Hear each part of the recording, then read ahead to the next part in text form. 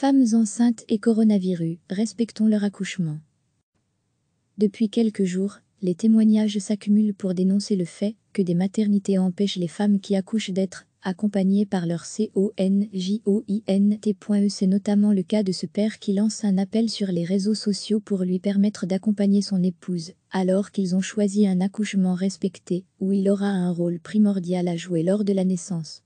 Même si le Covid-19 met sous tension les hôpitaux et les soignants, interdire la présence du père ou d'une proche est disproportionné et non conforme au principe de bientraitance dans les maternités. Retrouvez en cliquant ici tous les articles des Grenades, le média de la RTBF, qui dégoupille l'actualité d'un point de vue féministe. L'Organisation mondiale de la santé vient d'affirmer expressément que le Covid-19 ne doit pas empêcher les femmes de vivre l'accouchement comme une expérience positive.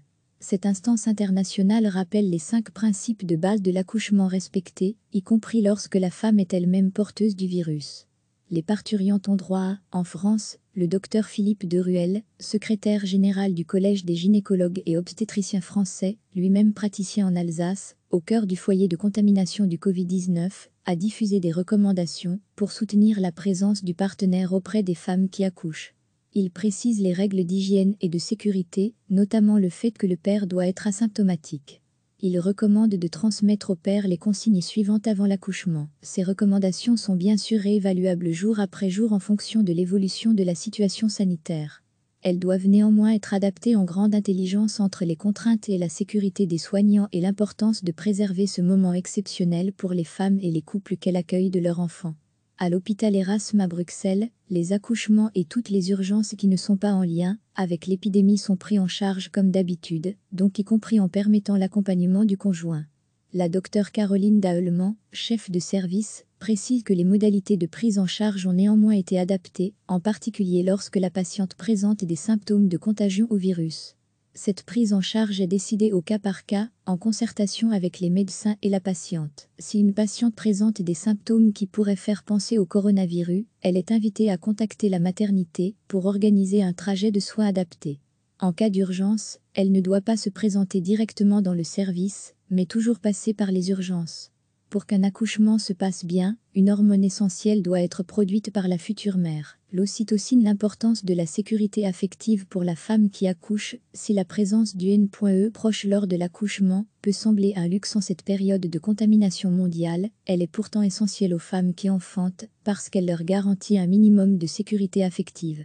La science est formelle, lorsque les femmes se sentent en sécurité et sont accompagnées par une personne tout au long de leur accouchement, le risque de complications diminue et l'accouchement se passe plus rapidement. Pour recevoir les informations des Grenades via notre newsletter, n'hésitez pas à vous inscrire ici. De plus, pour qu'un accouchement se passe bien, une hormone essentielle doit être produite par la future mère, l'ocytocine. Cette hormone se diffuse dans le corps lorsque l'on se sent bien, lors d'un coup de foudre, d'un fou rire ou d'un orgasme. Cette hormone est aussi appelée l'hormone de l'amour. L'ocytocine est antagoniste à une autre hormone, l'adrénaline. L'adrénaline est produite lorsqu'on a peur, en situation de stress, dans un environnement angoissant. On peut donc aisément comprendre l'impact sur l'accouchement d'une femme qui se trouve déjà dans une maternité où les soignants sont épuisés, en sous-effectif, soumis à des contraintes encore plus fortes, et où elle craint d'attraper elle-même le virus. Cette situation déjà très stressante peut être encore aggravée si elle est seule, abandonnée à elle-même, alors qu'elle comptait sur le soutien de son compagnon ou de sa compagne dans ce moment de paroxysme physique, psychique et émotionnel qu'est la naissance de son enfant. Un risque accru de violences obstétricales. Si les témoignages de refus d'accompagnement des futures mères lors de leur accouchement ont été les premiers à émerger, depuis quelques jours d'autres témoignages font craindre une recrudescence des violences obstétricales et d'actes non médicalement justifiés dans ce moment de crise sanitaire. Certaines femmes se sont vues subitement proposer une césarienne par leur gynécologue, alors que leur grossesse ne présentait aucun risque, ce dernier arguant d'une plus grande sécurité pour leur accouchement, ce qui est douteux sur le plan scientifique et médical. Dans d'autres maternités, les déclenchements se font sur toute femme qui se présente en fin de grossesse, prétendument pour éviter des allers-retours des femmes entre l'hôpital et leur domicile. Il est très probable que des accouchements soient accélérés, notamment par l'usage de ventouses, de forceps ou d'une césarienne d'urgence, pour pallier les difficultés d'un personnel médical mis sous tension supplémentaire à cause du virus. Ces pratiques sont inacceptables. Rien ne peut justifier de maltraiter les femmes quand elles accouchent, pas même le Covid-19. L'urgence de repenser l'organisation des naissances en cette période de confinement, des sages-femmes relatent avoir été contactées par des femmes en fin de grossesse qui envisagent un accouchement à domicile. Elles ont malheureusement dû leur refuser leur service, étant donné qu'un accouchement à domicile ne s'improvise pas et qu'elles sont elles-mêmes fragilisées en tant que professionnelles par la situation sanitaire globale et le manque de reconnaissance de leurs pratiques. Certaines femmes se sont vues subitement proposer une césarienne par leur gynécologue, alors que leur grossesse ne présentait aucun risque. Néanmoins, lorsque l'urgence sera passée, il sera nécessaire de repenser la politique de la naissance. L'hôpital, ce lieu dédié aux soins des maladies, ne doit plus être le seul lieu pour donner naissance. L'accouchement à domicile tel qu'il est pratiqué aujourd'hui présente toutes les garanties de sécurité pour les mères et les bébés, pour les accouchements à bas risques accompagnés d'une sage-femme. Les maisons de naissance, en tant que petites structures gérées par des sages-femmes, qui respectent la physiologie des accouchements, sont plébiscitées par un grand nombre de femmes, voire notamment l'enquête de l'Ipsos sous 9 Françaises sur 10, plébiscite ce type de lieu d'accouchement. Cerise sur le gâteau, promouvoir l'accouchement à domicile ou en maison de naissance permet de faire de sérieuses économies à la sécurité sociale. De nombreuses voix s'élèvent déjà pour démontrer les failles de notre système économique mondialisé qui nous prive de certains produits essentiels tels que les masques médicaux produits à l'autre bout du monde. C'est l'occasion rêvée de mettre en place un nouveau système qui place les femmes au centre de la politique des naissances en leur garantissant la liberté et la bientraitance. Marie-Hélène Lahaye est une féministe, juriste, blogueuse et lanceuse d'alerte belge. Depuis 2013, elle tient le blog Marie accouche là, qui a pour but l'exploration féministe et politique autour de la naissance. Si vous souhaitez contacter l'équipe des Grenades, vous pouvez envoyer un mail à lesgrenades@rtbf.be. Les Grenades RTBF est un projet soutenu par la Fédération Wallonie-Bruxelles qui propose des contenus d'actualité sous un prisme genre et féministe. Le projet a pour ambition de donner plus de voix aux femmes, sous-représentées dans les médias. Recevez chaque matin l'essentiel de l'actualité. Depuis quelques jours, les témoignages s'accumulent pour dénoncer le fait que des maternités empêchent les femmes qui accouchent d'être accompagnées par leur conjoint. C'est notamment le cas de ce père qui lance un appel sur les réseaux sociaux pour lui permettre d'accompagner son épouse, alors qu'ils ont choisi un accouchement respecté, où il aura un rôle primordial à jouer lors de la naissance. Même si le Covid-19 met sous tension les hôpitaux et les soignants, interdire la présence du père ou d'une proche est disproportionné et non conforme au principe de bientraitance dans les maternités. Retrouvez en cliquant ici tous les articles des Grenades, le média de la RTBF, qui dégoupille l'actualité d'un point de vue féministe.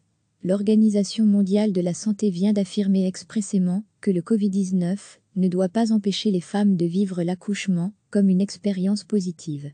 Cette instance internationale rappelle les 5 principes de base de l'accouchement respecté, y compris lorsque la femme est elle-même porteuse du virus.